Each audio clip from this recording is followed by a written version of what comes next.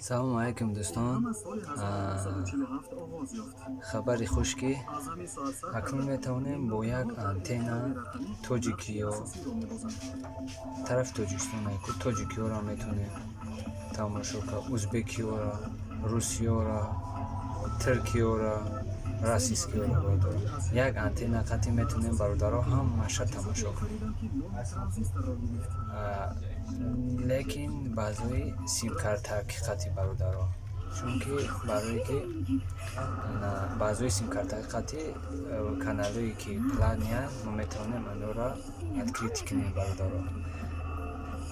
Мисол тарафи Тоҷикистон 53 дар 53 ҳам российский, ҳам тоҷикӣ, ҳам узбекӣ, ҳам туркӣ, ҳам российский, ҳамаша метавонем тамошо карда бародаро.